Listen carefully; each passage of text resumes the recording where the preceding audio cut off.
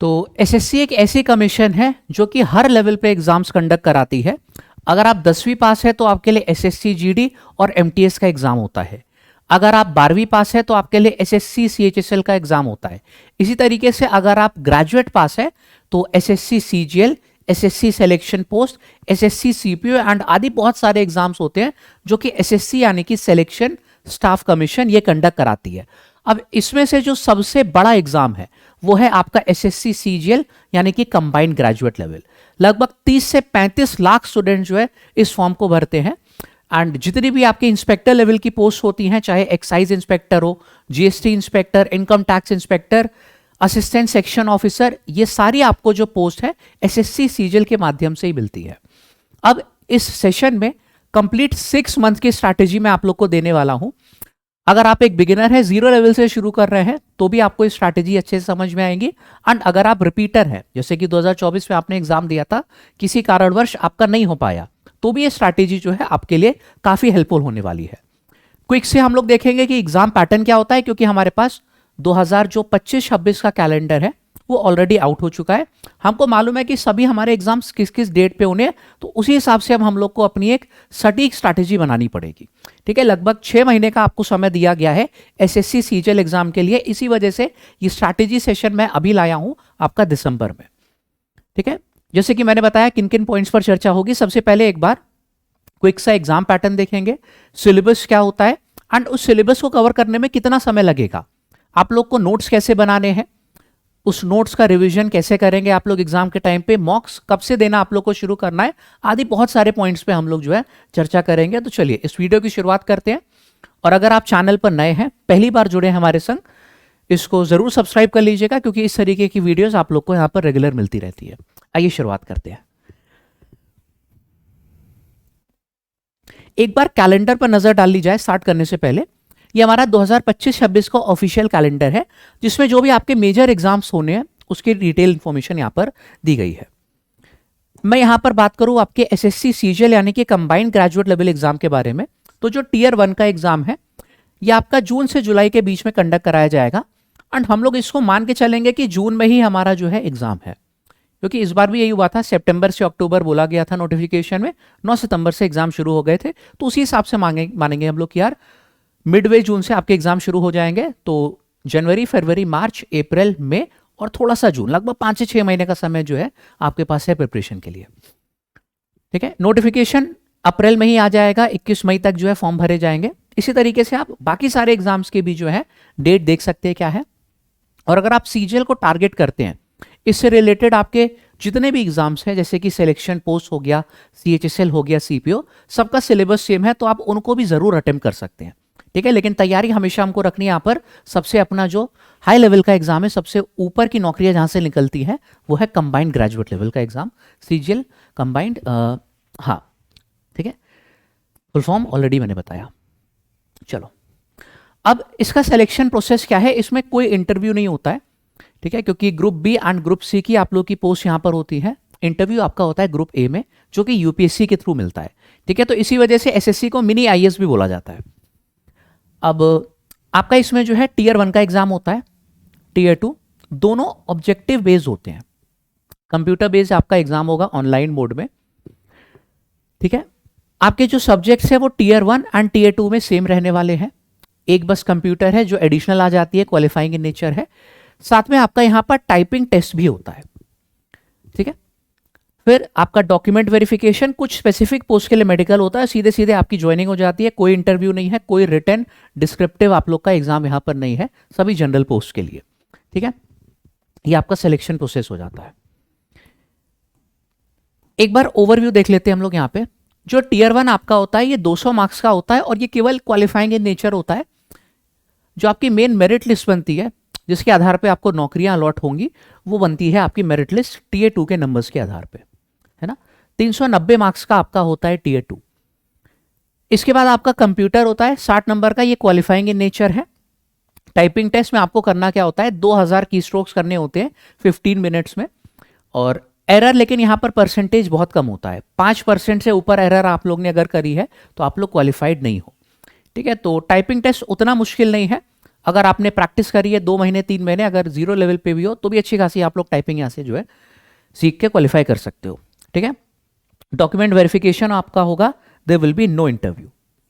ठीक है, अब टीयर 1 में जो आपके मेन चारों सब्जेक्ट्स होने हैं वो है आपका यहाँ पर मैथ्स, क्वांटिटेटिव एप्टीट्यूड जिसको बोला जाता है, आपका रीजनिंग, इंग्लिश और जनरल अवेयरनेस। सबके 25-25-25 सवाल होते हैं, हर सवाल 2 नंबर का होता है, तो 50-50-50-50 कुल 200 मार्क्स का आपका यहाँ पर जो है प्री बन जाता है और आपको 1 घंटे में ये करना होता है। तो एक चीज ये पैटर्न देखती समझ में आ गई होगी कि यहाँ पर स्पीड की कितनी अहमियत है। सिर्फ नॉलेज काम नहीं आएगी, नॉलेज के संग संग आपको एक्यूरेसी और स्पीड भी अपनी बढ़ानी पड़ेगी पूरी प्रिपरेशन जर्नी के दौरान। नेगेटिव मार्किंग भी होती है, तो तुक्केबाजी यहाँ पे नहीं चलेगी। आपका 1/4 मार्क्स जो होता है 2 का 1/4, ठीक है, यानी कि नेगेटिव 0.5 मार्क्स की जो है यहाँ पे मार्किंग भी होती है 0.5 की for each wrong answer. Tier 2 की अगर मैं बात करूं, अभी तो आपका मेन फोकस टीयर 1 पे होना चाहिए। टीयर 2 भी एक बार मैं आपको दिखा दूं कि जो सब्जेक्ट्स है वो हमारे सेम रहने वाले हैं, मैथ्स, रीजनिंग, इंग्लिश और जनरल अवेयरनेस। 180 और 210 को मिला देंगे तो आपका 390 मार्क्स बन जाएगा।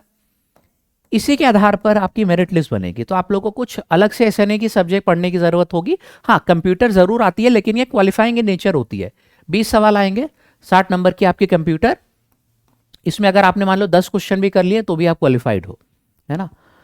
जिसने 10 किए हैं, जिसने 20 किए हैं, एक ही बात है सब, क्योंकि इसके नंबर जो है काउंट नहीं होंगे मेन जो है मेरिट निकालते के समय। ठीक है, और ये सब जो है आपके लगातार होते हैं टीयर 2 में। ऐसा नहीं कि आपको ब्रेक मिलेगा, जैसे कि आपका 1 घंटे में ये दोनों सेक्शन हुए, जैसे सेक्शन समाप्त हुआ तुरंत दूसरा जो सेक्शन का टाइमर है वो स्टार्ट हो जाएगा। फिर आपको इंग्लिश और जनरल अवेयरनेस के लिए 1 घंटा मिलेगा। जैसे ही खत्म हुआ तुरंत कंप्यूटर के लिए जो है टाइमर स्टार्ट हो जाएगा। फिर थोड़ा सा ब्रेक दिया जाता है 2 घंटे का। उसके बाद आपका टाइपिंग टेस्ट होता है जो कि क्वालिफाई करना मैंडेटरी होता है। ठीक है, तो ये आपका पेपर पैटर्न हो गया। एक बार नजर डाली जाए हमारे सिलेबस पे, तो मैथ्स का सिलेबस कुछ इस तरीके का रहता है।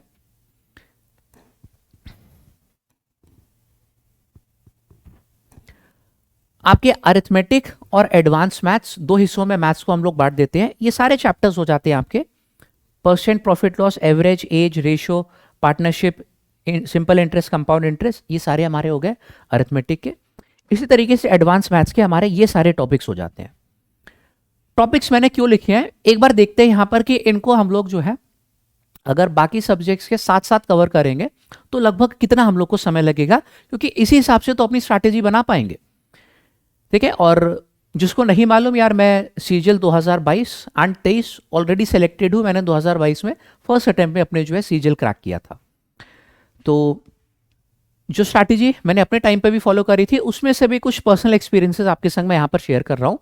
एक बार देख लेते हैं कि यार मैथ्स के अगर हम लोग को कवर करना है सभी चैप्टर्स, लगभग कितना समय लगेगा, है ना। क्योंकि प्री और मेंस की तैयारी साथ में ही होती है, जैसे कि हम लोग ने देखा सिलेबस सेम होता है ना।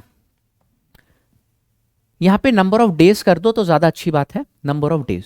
ठीक है, जो कि आपको अपनी तरफ से देना पड़ेगा, क्योंकि यार सिर्फ ऐसा तो नहीं कि मैथ्स पढ़नी है आपको, बाकी सारे सब्जेक्ट भी पढ़ने होंगे। ठीक है, सबसे पहले तो यार आपको अपनी कैलकुलेशन स्ट्रॉन्ग करनी होती है, तो उसके लिए लगभग जो है 5 दिन आप लोग को प्रैक्टिस की जरूरत होगी। सभी मेथड्स आप लोग सीखते हो जो कि आगे आपके काम आएंगे। ठीक है, वैदिक मैथ्स के कुछ तरीके होते हैं, मल्टीप्लिकेशन के मेथड, स्क्वायर निकालने के तरीके, लग जाता है 4 से 5 दिन का समय।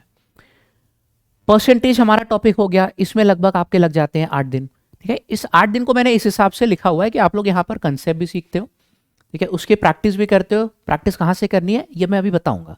ठीक है, अभी ओवरव्यू दे रहा हूँ। ठीक है, प्रीवियस ईयर क्वेश्चन की प्रैक्टिस भी करते हो। ठीक है, सब आपको रिवाइज भी करते हुए चलना होता है, जितनी भी वैरायटी सीखी है। तो लगभग 8 दिन आपको अपनी तरफ से देने पड़ेंगे इस चैप्टर को फिनिश करने में। और हाँ, ऐसा नहीं कि पूरे 8 दिन की मैं बात कर रहा हूँ, इसमें भी आप लोग को दिन का जो है 2 से 3 घंटा ही देना होता है, क्योंकि बाकी सारे सब्जेक्ट भी होते हैं। तो उस हिसाब से मैंने यहाँ पर 8 दिन लिया हुआ है। ठीक है, एकदम प्रैक्टिकल है, आप समझ रहे होगे। फिर इसी तरीके से देखोगे तो लगभग 77 आप लोगों को दिन यहाँ पे लग जाते हैं। अरिथमेटिक के चैप्टर हो गए और लगभग 103 के करीब आपके दिन हो जाएंगे। ये हमारे एडवांस मैथ्स के चैप्टर हो गए। ठीक है, थोड़ा बहुत अगर आपने कम भी कर लिया, जैसे कि मान लो ये 12 दिन नहीं आपने दिया, आपने इसको 10 ही दिन में कर लिया, तो भी जो है लगभग टोटल हमारा 180 बन रहा है। अगर मान लो आप एकदम अच्छी लेवल से आप लोगों की जो है पढ़ाई चल रही है, प्रिपरेशन है, बीच में कोई गैप नहीं आया, मान लो फिर भी कम से कम 150 से लेके 160 दिन तो आपको लगेगा। ये 5 महीने का समय निकल के आ गया। ये तो मैंने मैक्सिमम लिया है कि यार मैक्सिमम 6 महीने लग सकता है, ठीक है। 5 से 6 महीने जो है आप लोगों का यहाँ पर टाइमलाइन निकल कर आ रही है। अब समझ में आया कि क्यों किसी भी एग्जाम की प्रिपरेशन जो शुरू करना है वो लगभग 6 महीने पहले या फिर उससे और पहले ज़रूरी होता है। नोटिफिकेशन एक बार आ गया, उसके बाद आप सोच रहे हो कि नहीं 3 महीने 4 महीने पढ़ के मैं निकालूंगा, एसएससी की वैकेंसी ज़्यादा आई है, ठीक है, मेरा जो दोस्त है वो भी भर रहा है, जानने वाला कोई है वो भी भर रहा है, तो चलो हम भी भरते हैं एसएससी, क्या पता हमारा भी हो जाए, ठीक है। तो इस माइंडसेट को लेकर प्रिपरेशन अपनी मत शुरू करिएगा। अगर आप एवरेज स्टूडेंट है, आपको मालूम है कि यार कुछ सेक्शंस आपके वीक है, जैसे कि मैथ्स वीक है या फिर आपको लगता है जनरल अवेयरनेस वीक है, तैयारी बाकी उससे पहले शुरू करनी पड़ेगी, है ना, और वो सही समय अभी है शुरू करने का, ठीक है। इसी तरीके से बाकी सारे भी सिलेबस, बाकी सारे जो सेक्शंस है उनका भी सिलेबस देख लेते हैं। रीजनिंग के आपके ये सारे चैप्टर्स हो जाते हैं। आप समझ गए ना कि किस हिसाब से हम लोगों को बांटना है सबको। क्योंकि मैं गणित का टीचर हूं, मैं मैथ्स पढ़ाता हूं, इस वजह से मैथ्स का बहुत ही डिटेल मैंने आप लोग को यहां पर दे दिया ब्रेक व्यू, किस तरीके से आप लोग को करना है ना। रीजनिंग में आपके ये सारे चैप्टर्स हो गए, इसी तरीके से अलग अलग दिन पे करना होगा। जनरल अवेयरनेस, जनरल साइंस के आपके ये सारे हो जाते हैं सेक्शंस, ठीक है। ये भी फर्दर यार ब्रेक होती है, जैसे जनरल अवेयरनेस जनरल साइंस में भी आपका स्टैटिक जीके अलग होता है, ठीक है, पार्ट्स में ब्रेक केयर करते हैं हम लोग। करंट अफेयर अलग होता है पार्ट। हिस्ट्री में आपकी ancient medieval modern India world history आ गई। ज्योग्राफी हो गई, इकोलॉजी एनवायरनमेंट, पॉलिटी हो गया, इकोनॉमिक्स, और साइंस हो गया, ये आपका जनरल अवेयरनेस या फिर जनरल साइंस हो गया, इसका सिलेबस है। इसी तरीके से इंग्लिश का आप लोग यहाँ पर देख लो कि ये भाई हमारा हो गया इंग्लिश का सिलेबस, ये सारी चीज़ें आप लोग को यहाँ पर पढ़नी होती है। अब एक बार मैं आपको ओवरव्यू देता हूँ, ठीक है। मैथ्स और जनरल अवेयरनेस जो है ये आपके इनका सिलेबस जो होता है इंग्लिश और रीजनिंग के कंपैरिजन में काफ़ी ज़्यादा होता है। इस वजह से आपको गणित को और जनरल अवेयरनेस को ज़्यादा समय भी देना पड़ेगा। मैथ्स अगर आपकी स्ट्रांग है, रीजनिंग ऑटोमेटिकली स्ट्रांग हो जाएगी। इस वजह से रीजनिंग जो है कंपैरेटिवली मैथ्स की तुलना में ईजी होती है, ठीक है। अगर मैथ्स बहुत अच्छे से पढ़ रहे हो तो रीजनिंग ऑटोमेटिकली आप लोग की स्ट्रांग होती जाएगी, क्योंकि रीजनिंग में ऐसी चीज़ें आती है, नंबर सीरीज, एनालॉगी, ये सब हम लोग बचपन से करते हुए आते हैं, उसको रियलाइज नहीं किया, वो सारी चीज़ें हम लोग रीजनिंग में पढ़ते हैं, है ना। कैलेंडर हो गया, फिगर काउंटिंग वाले सवाल, ये सब रीजनिंग में आपके आते हैं। अभी सिलेबस मैंने दिखाया, तो उसी हिसाब से मैंने आपको बांटा हुआ है कि जो अगले 6 महीने आपको किस हिसाब से देने पड़ेंगे, हर सब्जेक्ट को कितना समय आपको लगभग देना है डेली। एंड ये मैंने इस 5 से 6 महीने यहां पर जो है आप लोगों की टाइमलाइन चल रही है। भाई मैंने यही समझ के आप लोग को स्ट्रैटेजी दी है कि आपकी प्रिपरेशन जो है रेगुलर स्टार्ट हो जाएगी, आज ही से स्टार्ट हो जाएगी, और ये सीरियस प्रिपरेशन आप लोग करोगे। बीच में कहीं पर एक हफ्ते की छुट्टी के लिए जाना या फिर कहीं दूसरे शहर आप लोग चले गए, एक हफ्ते किसी की शादी, ऐसे घूम के आना, ये सारी चीज़ें यहाँ पर नहीं चलेंगी। क्योंकि अगर प्रिपरेशन कर रहे हो, मैं कह रहा हूँ कि एक बार जो है अपना 100% देके प्रिपरेशन कर लो, दोबारा आपको एग्जाम देने की ज़रूरत नहीं पड़ेगी। बहुत सारे स्टूडेंट्स हैं, मैं जानता हूँ कि एक बार हाफ हार्टेड प्रिपरेशन करी, ठीक है, घूमने भी जा रहे हैं, कोई बर्थडे हो रहा है उसका, वहाँ पे जा रहे हैं, शादी में कोई मिस नहीं कर रहे हैं। अगर इस तरीके से हाफ हार्टेड आप लोग की प्रिपरेशन चल रही है कि बीच बीच में गैप आ जा रहा है, ठीक है, 5 दिन लगातार पढ़ा, फिर 1-2 दिन का गैप आ गया, फिर आपने 3-4 दिन पढ़ा, 2-3 दिन का गैप आ गया, तो इस तरीके से आपका फर्स्ट अटेम्प्ट जो है वो बेकार चला जाएगा। आपको फिर से ये पूरा साइकिल रिपीट करना पड़ेगा। इससे बेटर क्या है कि एक बार अपना 100% दे दो, सारी चीज़ें जो कि आपकी एडिशनल होती है उनको छोड़ो, और ये छोड़नी पड़ेंगी, क्योंकि एक बात होती है कि लाइफ में एक ना एक बार आपको मेहनत करनी पड़ती है और जी जान लगा के मेहनत करनी होती है। जो लोग 12वीं में कर लेते हैं उनको बहुत अच्छा कॉलेज मिल जाता है उसके बाद, तो उसके थ्रू उनका करियर सेट हो जाता है। या फिर कुछ लोग होते हैं जो कि कॉलेज में बहुत अच्छी जो है उन्होंने पढ़ाई कर ली, उनकी मनचाही कंपनी में जॉब लग गई, वहां से उनका करियर जो है सेट हो गया। अब अगर आप यहाँ पर आए हैं, यानी कि आप लोगों को गवर्नमेंट एग्जाम क्लियर करना है, तो एक ना एक बार जो है बहुत तगड़े से मेहनत करनी होती है लाइफ में सक्सेसफुल बनने के लिए। ये बहुत सिंपल सी बात है, ठीक है। तो वो समय आप लोगों का अब आ चुका है। 6 महीने 7 महीने जितने भी आप लोग को मिलेंगे उसमें अपना जी जान लगा दो, ये मानते हुए कि अब यार हमारे पास दूसरा अटेम्प्ट नहीं है, ठीक है। आइदर डू और डाई वाली सिचुएशन है, इस बार करेंगे, वरना फिर आप लोगों को पूरा ये साइकिल रिपीट करना पड़ेगा। 1 साल, अपनी पीक लाइफ का 1 साल आप लोग का प्रिपरेशन में जाएगा, ठीक है। तो ये बात समझ में आई? अगर बात समझ में आई हो तो इसी हिसाब से आप लोगों को पूरी स्ट्रैटेजी फॉलो करनी है। डेली आप लोगों को लगभग 2 से 3 घंटे देने हैं मैथ्स को, ठीक है। रीजनिंग को आपको देने हैं 1.5 से 2 घंटे, मैंने कम समय दिया है, 1.5 घंटे भी आप चाहो तो देख सकते हो, क्योंकि रीजनिंग अगेन छोटा सिलेबस है, बाकी के कंपैरिजन में आपका जल्दी हो जाएगा। हाँ, लेकिन रेगुलर इसको इसमें भी रहना है ना, क्योंकि प्रैक्टिस अगर इसकी छूट गई, इसमें भी आप लोग की जो स्पीड नहीं बनेगी, एग्जाम के टाइम पे क्वेश्चंस जो है वो नहीं होंगे। इंग्लिश की बात करूँ तो 1.5 से 2 घंटे आपको, चाहे वो कैब्स लर्न करनी हो, सिनोनिम्स एंटोनिम्स, ये सारी चीजें हो गई, रूल सीखना ग्रामर्स के, इंग्लिश जो है आपको पढ़ने की आदत डालनी पड़ेगी, खासतौर पे तब अगर आप हिंदी मीडियम से, तो भी ये वाली इंग्लिश करी जा सकती है। ठीक है, इंग्लिश जो बोलने वाली होती है और यहाँ पे जो एग्जाम में पूछी जाती है उसमें बहुत फर्क है। ठीक है, बहुत सारे स्टूडेंट्स हैं जो कि हिंदी मीडियम से लेकिन इंग्लिश या एसएससी वाली जो है वो क्लियर कर लेते हैं। ठीक है, इसमें बोलने वाली इंग्लिश से कोई लेना देना नहीं है। ठीक है, तो अगर आपको ऐसा लगता है कि नहीं यार हमें अंग्रेजी नहीं आती, इसी में अटक जाएंगे, चिंता मत करो, यहाँ पे ज़्यादातर चीज़ें रटने वाली होती है। ठीक है, मैंने खुद दिया हुआ है, निकाला हुआ है, इस वजह से बता रहा हूँ। ठीक है, जीके जीएस में आपको अगेन 2 से 3 घंटा डेली देना पड़ेगा, क्योंकि इसका भी सिलेबस बढ़ा होता है, और ये डेली में बात कर रहा हूँ 6 महीने तक डेली। ठीक है, एक्सेप्शन 1-2 दिन चल जाएगा, लेकिन ऑन एन एवरेज आप लोग को इतना ही जो है समय ये लगभग देना पड़ेगा हर सब्जेक्ट को। क्योंकि मैं देखता हूं कि कभी कभार लोग क्या करते हैं, पूरा 2-2 महीने 3-3 महीने सिर्फ मैथ्स पढ़े जा रहे हैं कि मैथ्स फिनिश कर लेंगे, बाकी सब्जेक्ट फिर जो है उसके बाद में स्टार्ट करेंगे। ठीक है, ऐसे किसी का सिलेक्शन नहीं हुआ है, आपको सारे सब्जेक्ट को साथ में लेके चलना पड़ेगा, क्योंकि 25 क्वेश्चन इसके भी हैं, 25 इसके भी हैं, 25 इसके भी हैं और 25 इसके भी। ऐसा नहीं कि आपको यहाँ पे जो है ज्यादा नंबर मिल जाएगा हर सवाल का, यहाँ पर हर सवाल का कम नंबर मिलेगा। ठीक है, उतने ही मार्क्स मिलते हैं हर के, तो आपको जो है इसी हिसाब से लेके चलना है। और इसमें भी मैं बताऊं कि जो मैथ्स और रीजनिंग है 50-50 नंबर की आती है, सबसे ज्यादा जो आप लोग को मार्क्स सिक्योर करने हैं वो अपने यहीं से कर लेने हैं। मैं अपनी बात बताऊं कि मैं जितने भी एग्जाम मैंने दिए 6 बार दिए हैं, 6 में 50 में 50 सब में मेरे मैथ्स में आए हैं, रीजनिंग में 48, 47, 50 भी कुछ में आए हैं। सबसे ज्यादा मार्क्स जो मैंने हमेशा सिक्योर किए वो इन दोनों में ही किया है, मैथ्स और रीजनिंग में, क्योंकि बहुत डेफिनेटिव सिलेबस होता है, हमको मालूम होता है चीजें कहाँ से पूछी जा सकती है और वहीं से पूछी जाती हैं। इंग्लिश में भी अच्छा स्कोर किया जा सकता है, लेकिन इसमें जो है वो कैप्स जो है अगर आपकी बिना पढ़ी हुई आ गई तो वो आपसे नहीं होंगी। ठीक है, थोड़ा बहुत चांस रहता है, इसमें जो है पूरा हम लोगों की मेहनत हमारे हाथ में होती है। सब्जेक्ट पढ़ के गए, फिक्स पैटर्न के क्वेश्चन है वो एग्जाम में कर ले जाओगे। और अगेन जीके जीएस जो है इसमें भी इतना वास्ट सिलेबस है कि कहीं से भी चीजें पूछी जा सकती हैं। तो 100 में से यार आपको 90 से प्लस स्कोर तो इन्हीं में से बनाना होता है, 90 प्लस 95 प्लस, यही आप लोगों को सोच जो है शुरू से लेके चलनी पड़ेगी। आपका 40-45 स्कोर जो है लगभग इसमें आ जाएगा, और मान लो इसमें आपका 30 भी आ जाता है स्कोर, तो आपकी बहुत अच्छे यहाँ पर मार्क्स बन जाते हैं, क्योंकि कट ऑफ जो जाती है 200 में से वो इस बार जैसे 153 के करीब गई है कट ऑफ, तो आप लोग यहाँ पे देखो 90-40 आपका 130 और 30 160 बन गया। ये तो मैंने मिनिमम माना हुआ है यहाँ पे। ठीक है, 30 मार्क्स, उससे ज्यादा भी आप लोग ला सकते हो सकता है यहाँ पे भी आपका जो है 48 के करीब स्कोर आ जाए। ठीक है, तो 160 फिर भी आपके नंबर आसानी से यहाँ पर बनेंगे। ठीक है, और ये प्री को नजर रखते हुए ही जो है मैंने स्ट्रैटेजी पूरी बनाई है, उसी के टाइमलाइन के हिसाब से। अब यार बारी आती है नोट्स की, तो नोट्स बनाना क्या वाकई में ज़रूरी होता है। आप किसी भी टीचर से अगर पढ़ते हो, मान लीजिए आप मुझसे ही पढ़ते हो यहाँ पे पूरा सिलेबस, तो नोट्स हम लोग प्रोवाइड करते हैं। ठीक है, लेकिन फिर भी मैं एडवाइस करूंगा कि यार नोट्स खुद के ज़रूर बनाओ, क्योंकि आपको अपनी यार कमियां मालूम है कि यहाँ पर मैं अटक सकता हूँ, इसको मैं हाईलाइट करके ज़्यादा अच्छी तरीके से यहाँ पे नोट्स बनाऊंगा। सपोज मैथ्स में आप लोग नोट्स बना रहे हो, आपको मालूम है कि ज्योमेट्री आपकी वीक है, तो ज्योमेट्री में हर थ्योरम का आप लोग प्रूफ भी कॉपी में नोट डाउन करोगे। जो जो सवाल आपको लगता है कि हाँ यार एग्जाम के लिए इंपॉर्टेंट आ सकता है और इसमें बार बार हमसे गलती होती है, वो नोट्स में आप लोग अपने उतारते हो।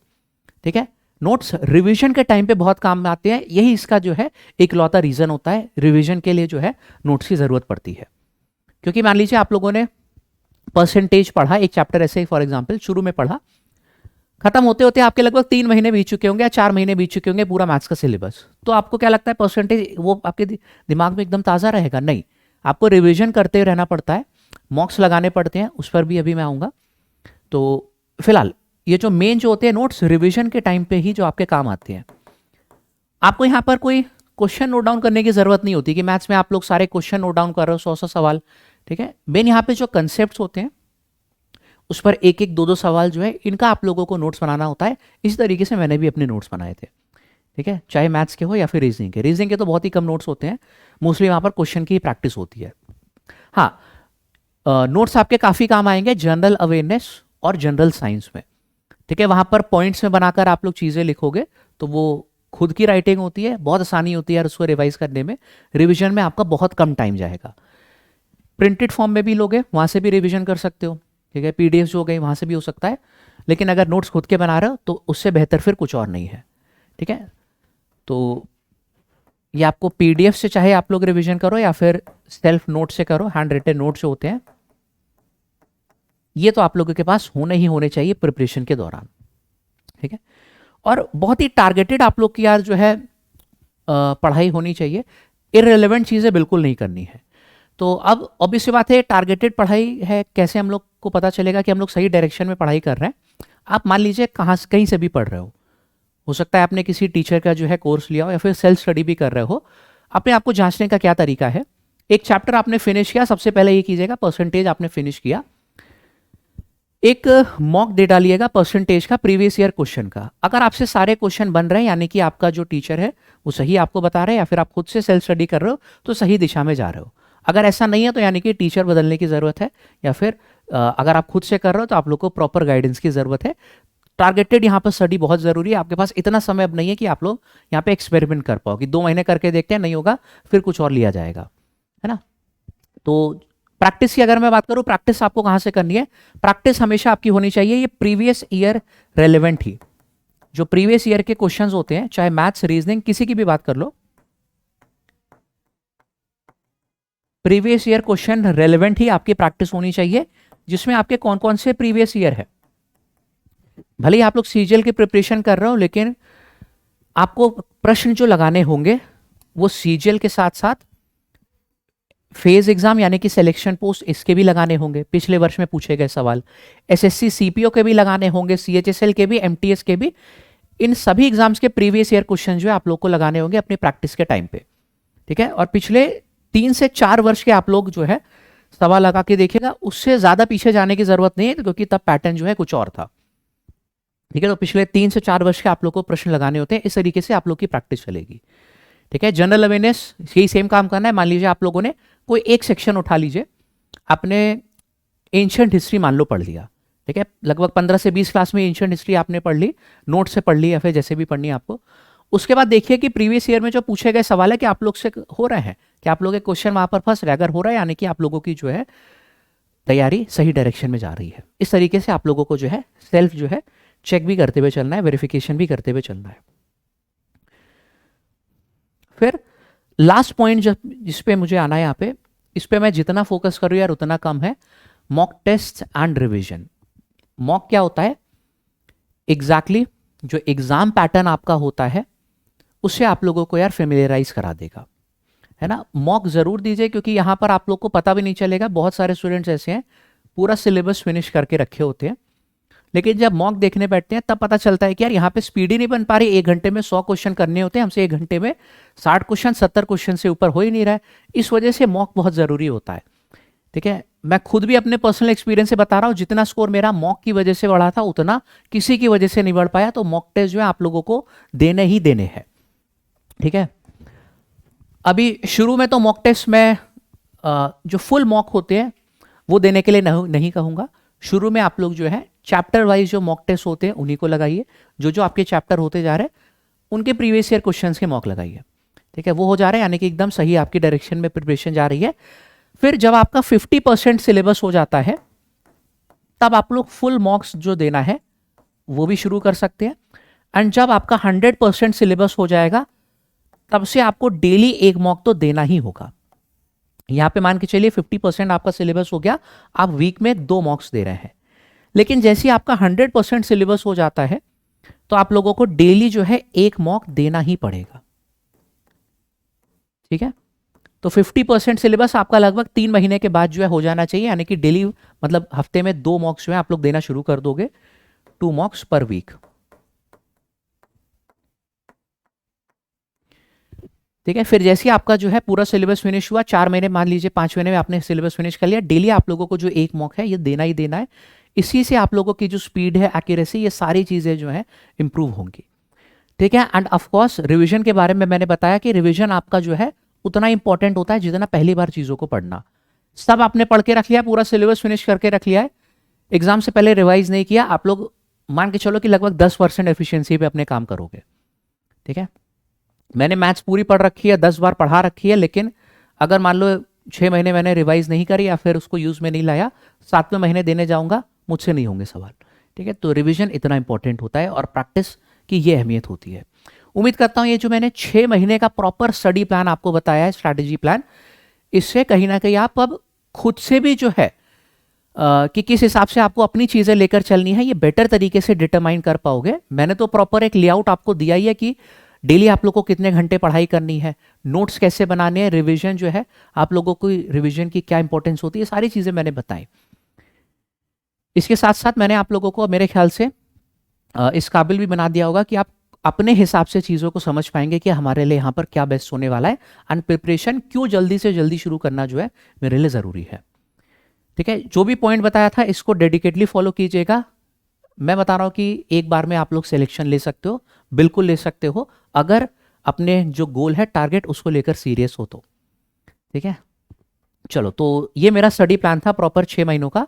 अब एक चीज़ है कि अगर आप सेल्फ स्टडी करते हैं तो बहुत अच्छी बात है, लेकिन हम लोग भी पूरी तैयारी कराते हैं।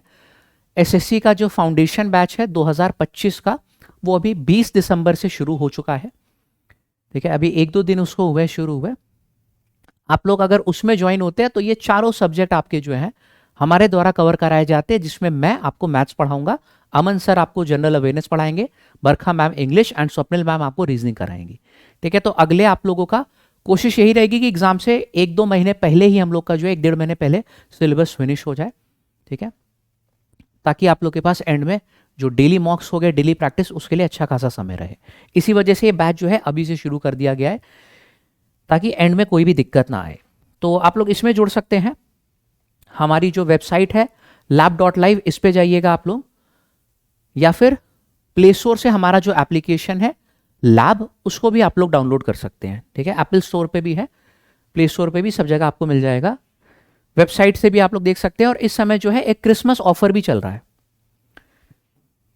ठीक है, क्रिसमस ऑफर चल रहा है, जिससे जितने भी हमारे महापैक हैं उनकी वैलिडिटी डबल हो गई है और उन पर डिस्काउंट भी आया हुआ है।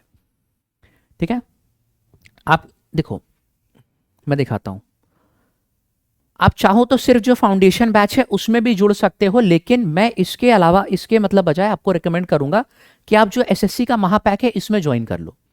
महापैक में क्या होता है कि जितने भी बैचेस आपके फ्यूचर में आएंगे और अभी तक जितने भी बैचेस हैं उन सब का एक्सेस आपको मिल जाएगा। सारी test series, notes, e books, सब फॉर्मूला बुक्स आप लोगों को इस महापैक में मिल जाती है। तो मैं ये रिकमेंड करूंगा, एंड जो ऑफर है वो सिर्फ महापैक पर ही वैलिड है। ठीक है, जो क्रिसमस ऑफर आया हुआ है, डबल वैलिडिटी, 7 महीने के प्राइस में आपको 14 महीने का जो है यहाँ पर वैलिडिटी मिलेगी। और इसको जब आप लोग एक्सप्लोर करके देखोगे तो बहुत सारे बैचेस आप लोग को यहाँ पर मिल जाते हैं, इंक्लूडिंग देखो सारी टेस्ट सीरीज आपको मिल जाएंगी, प्रीवियस ईयर, टीयर 1, टीयर 2, सारी टेस्ट सीरीज। ठीक है, और इंक्लूडिंग ये वाला बैच जो कि आपका 2025 का फाउंडेशन बैच है, ये भी आप लोग को यहाँ पर मिल जाएगा। हाँ, बस पेमेंट के टाइम पे ये डबल वैलिडिटी और ऑफर आपको मिलेगा कैसे, ये बता दूं। जब पेमेंट के लिए जाओगे तो एक कोड जरूर अप्लाई करना होगा आपको, lab248, ये मेरा कोड है। ठीक है, आपको फीस पे मैक्सिमम डिस्काउंट भी मिल जाएगा इससे। ठीक है, यहां पे दिखा दे रहा हूं, ये lab248, ये मेरा कोड है। फीस पे मैक्सिमम डिस्काउंट मिल जाएगा, एंड जो वैलिडिटी है वो भी आप लोग की डबल हो जाएगी बाय यूजिंग दिस कोड। ठीक है, और हाँ, बाकी कोई कोड होंगे उससे भी 2% एडिशनल डिस्काउंट मिलता है मेरे कोड पे, तो इसको ही अप्लाई कीजिएगा। एंड उम्मीद करता हूँ कि मेरी बातें यहाँ पर सभी को अच्छे से समझ में आई होंगी। जो स्ट्रैटेजी मैंने दी इसको ईमानदारी से फॉलो करिएगा, एंड आपकी क्या प्रोग्रेस है मुझको इसी वीडियो के कमेंट सेक्शन में ज़रूर बताते रहिए। ठीक है, बाकी वीडियो अच्छा लगा तो चैनल को ज़रूर सब्सक्राइब कीजिएगा, इसी तरीके के और सेशंस में लाता रहता हूँ। बाकी मिलते हैं हम लोग नेक्स्ट स्ट्रैटेजी में। Bye bye everyone, take care.